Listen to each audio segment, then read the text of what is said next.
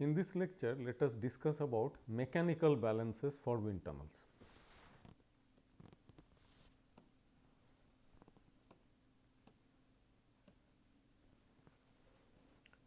In the previous lecture, we learnt about two possible approaches of drag estimation.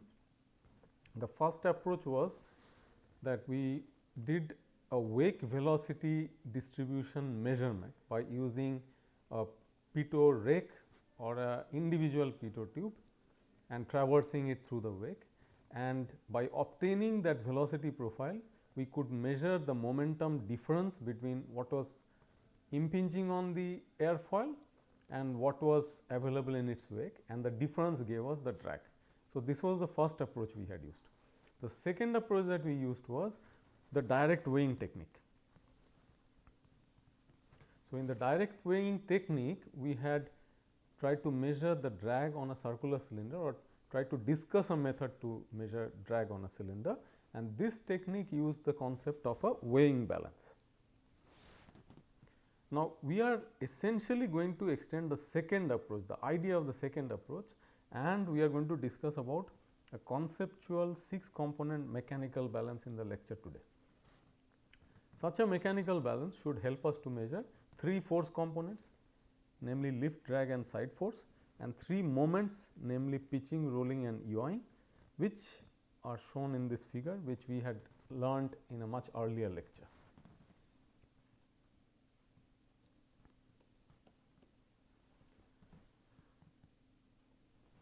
This is essentially a schematic diagram of a 6 component wind tunnel balance.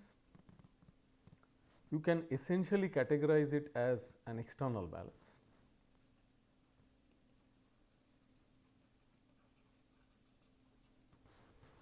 And we can see the aircraft model, which is suspended using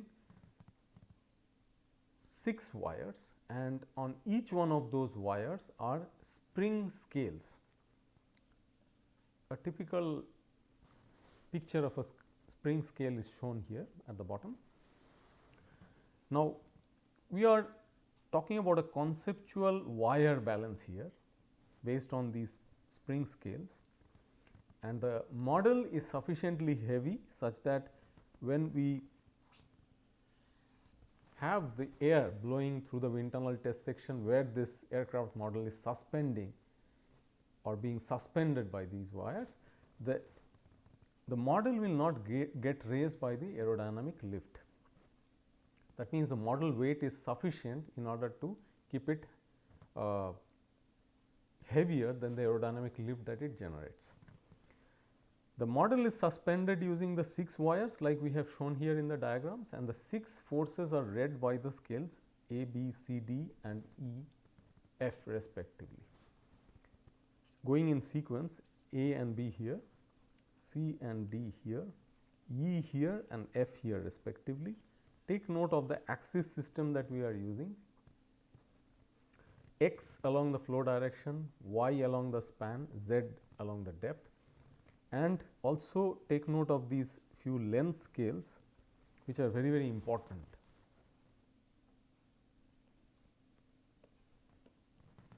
Let us move on to look at further details about the balance. Now, the wires attached to A and B. So, currently we are looking at these 2 spring scales. They are parallel to the incoming air velocity vector, and they define a plane that can be taken as the reference plane for the balance. This is essentially the xy plane. Now, these wires which are connected to A and B, they point in the x direction. The blockage and wake effect created by these scales and their influence on the flow past the aircraft model is considered to be negligible.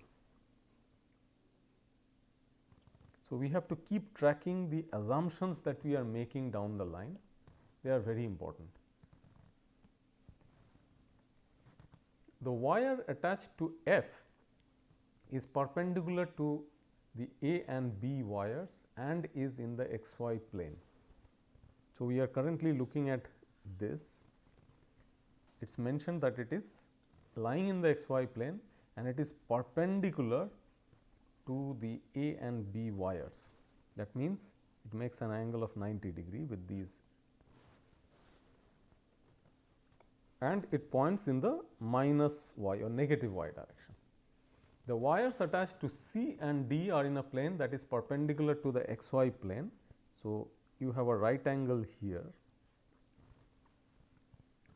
and they are essentially in the yz plane. The C and D wires are perpendicular to the xy plane. It is obvious, we have already indicated here. Wires A and C are attached at a common point on the right wing. So, A and C attached to a common point here. Wires B, D and F are attached to a common point on the left wing. So, this is another common point for B, D and F. Finally, the wire attached to E is parallel to C and D.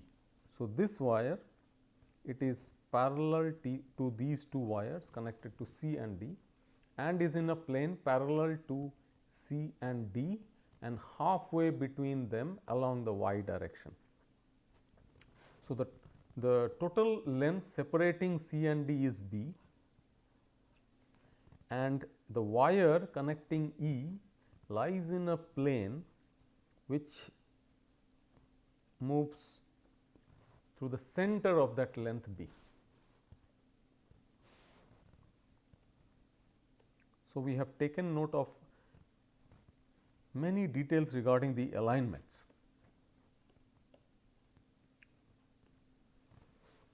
Now, since the horizontal wires A, B and F, they cannot transmit bending. A, B and F are all lying in a plane. They cannot transmit any kind of bending. The vertical force which is perpendicular to u infinity, that is the lift force, is therefore obtained from the sum of the forces measured through the balances C, D and E. So, the lift force is essentially transmitted to the vertical wires connecting C, D, E, and the total lift force is given by the sum total of their measurements. Drag is the sum of the forces in the two horizontal wires parallel to the direction of u infinity. Therefore, drag is the summation of the readings A and B, while side force is the measurement of F. Therefore, we are able to get all the three forces here. We are getting lift here, drag here and side force here respectively.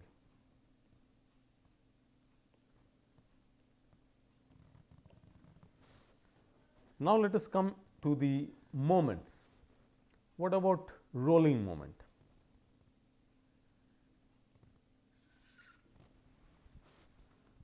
Now, let us see which are the concerned balances which are or scales whose readings need to be noted for considering the rolling moment. Now, in case there is no rolling moment, that means the scales C and D should have equal readings. C and D should have equal readings. If they have equal readings, there is no rolling moment, because the rolling moment basically acts about the x axis. Now, in case of a rolling moment, the resulting moment which is produced due to unequal forces C and D would be given by small l equal to C minus D into B by 2. Now, note that the rolling moment is with reference to a point halfway between the two wires C and D, through which the line of action of F passes and in the plane defined as containing E. Again, take note of these orientations, these alignments, because they make a profound influence on the readings that we get and the forces or moments that we calculate out of them. the more the errors in alignment, more the errors in the final assessment of forces and moments, which we will try to demonstrate through a small example in a few minutes from now. Let us come to the pitching moment. Pitching moment will be produced using the reading of E, and let us indicate it as m equal to E into C. So, it is this length which is used as the moment arm to obtain the pitching moment. This is a moment about the line containing F. So, essentially the length C is going to correspond to the line which is passing through F.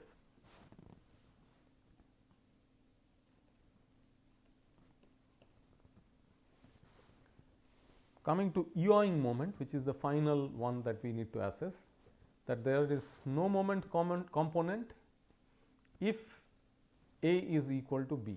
If A and B the readings are equal, then there is no yawing moment, because the yawing moment is about the z axis.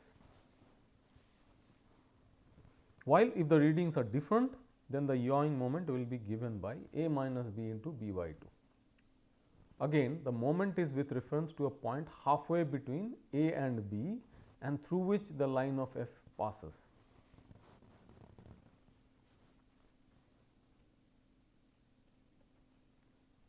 So, we are kind of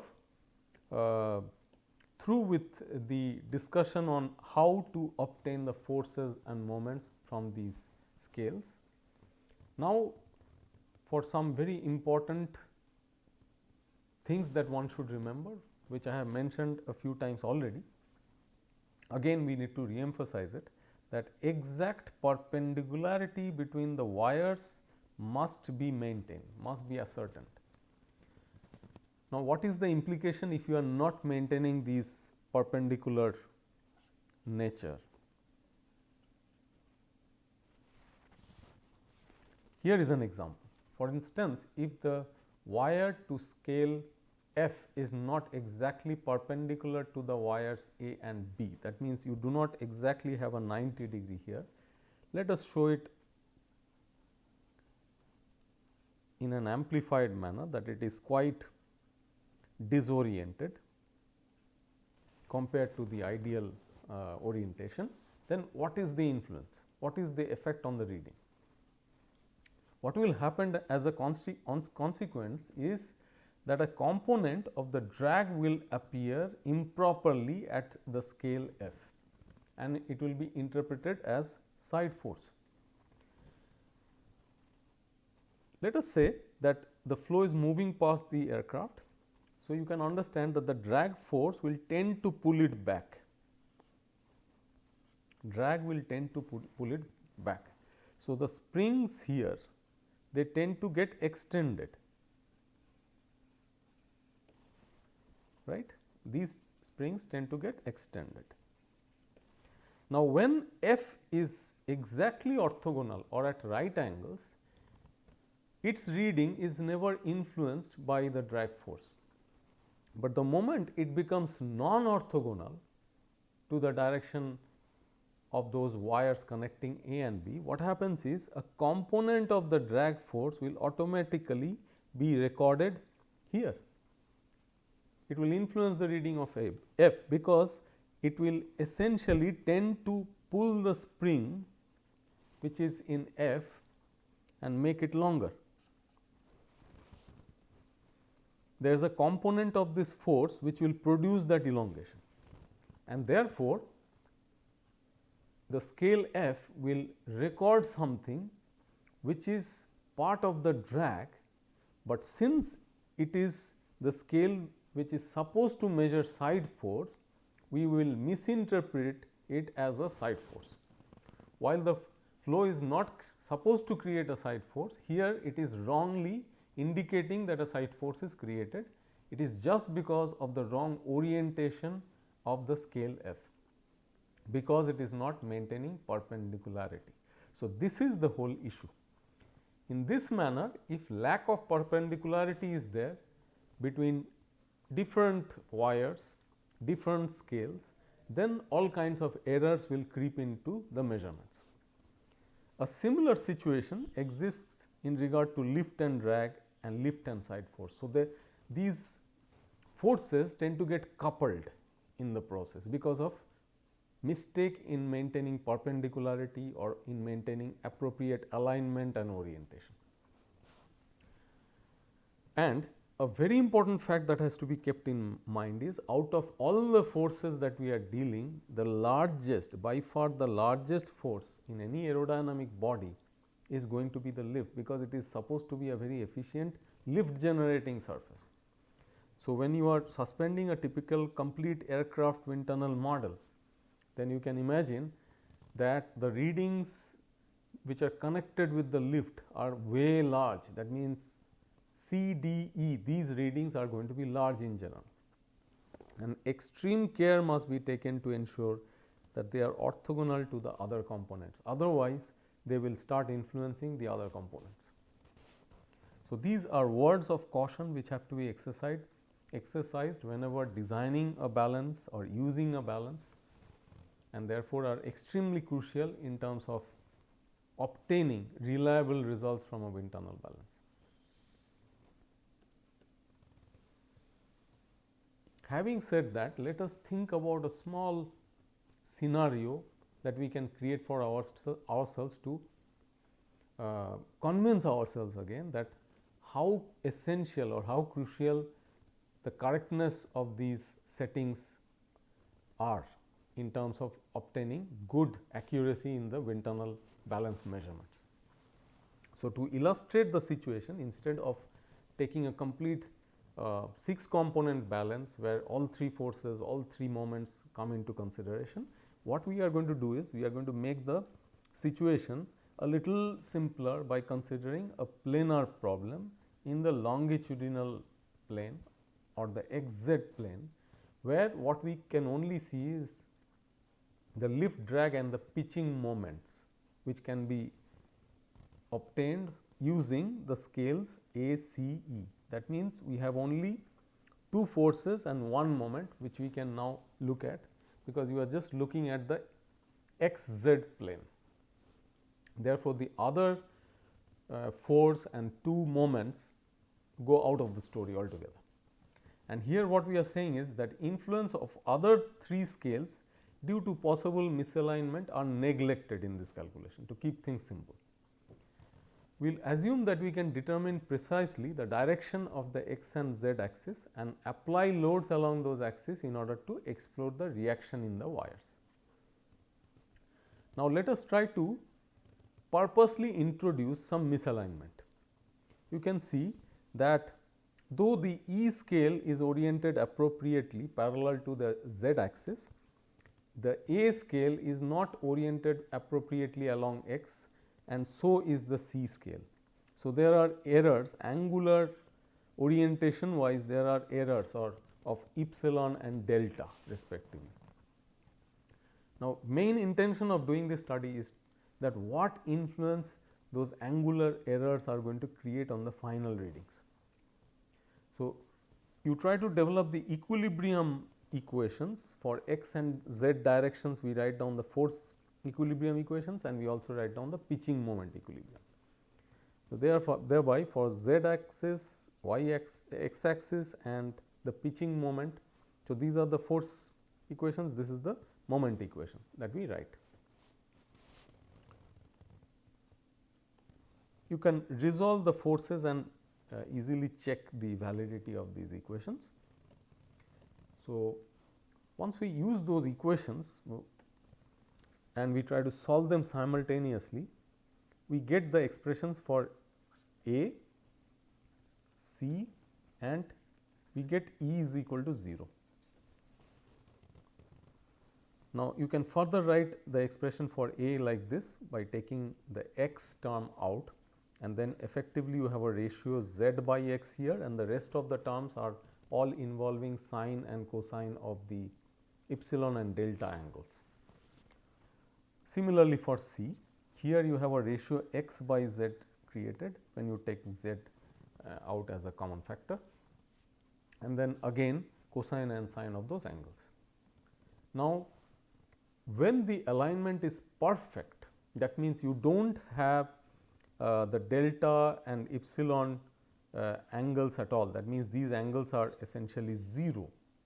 Then what happens is that the alignment being perfect leads to a situation that c equal to z and a is equal to minus x.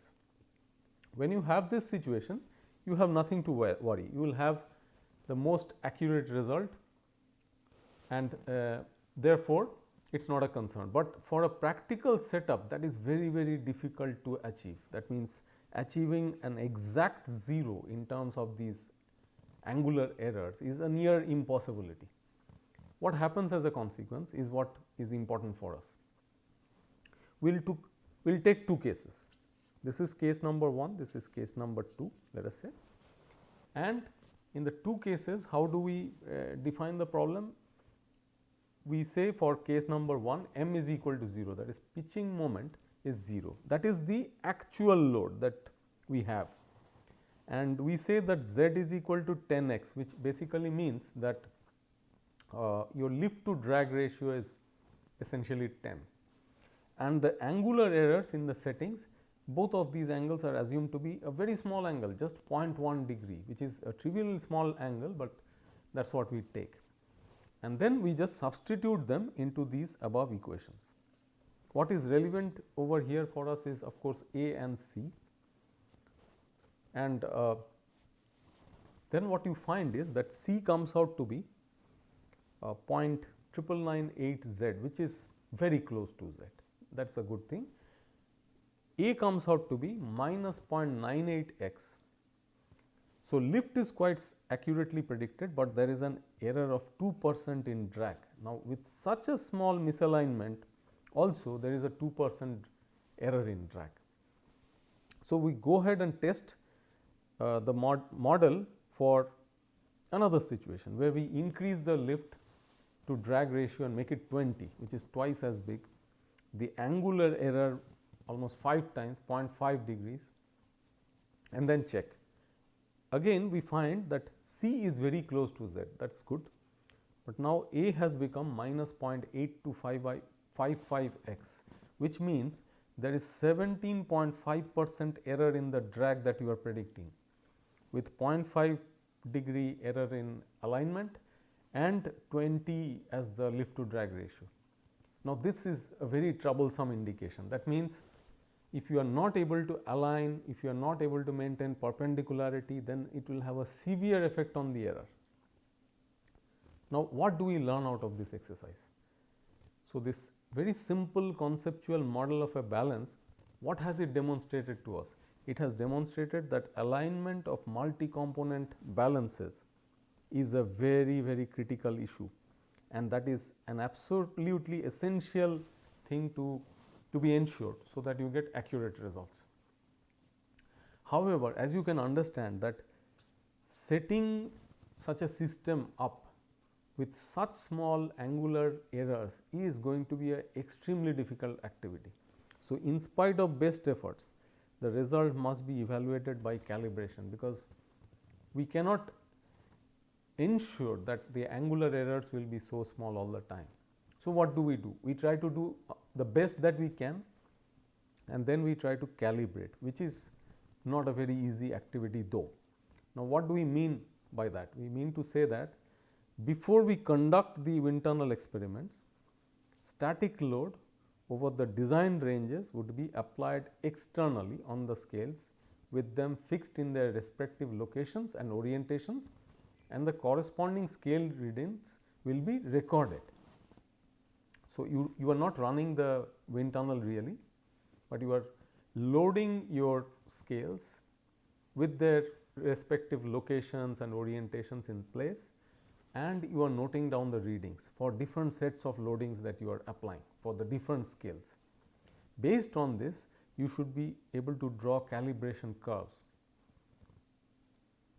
in which the applied load versus scale reading would be plotted.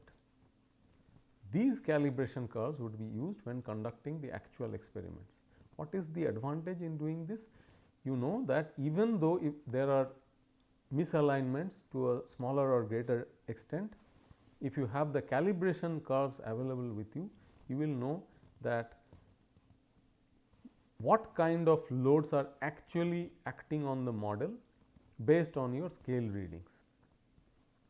Now, this is a very cumbersome exercise. It does not happen to be a very simple one. It is easier said than done. It is because cross coupling between scales is caused due to misalignment, and therefore, different loads on different scales would influence the overall readings. Therefore, you would actually end up doing a whole lot of loading experiments before you have a clear idea that how the loading of the different scales simultaneously are influencing the overall readings. Once this is done thoroughly, you have the desired calibration curves, then you can go ahead planning your wind tunnel experiments, because you have a fair idea that given the inaccuracies in the balance, based on your calibration curves, you can still go ahead with the experiments and interpret from your calibration curves that what are the actual forces which are acting on the model based on your scale readings.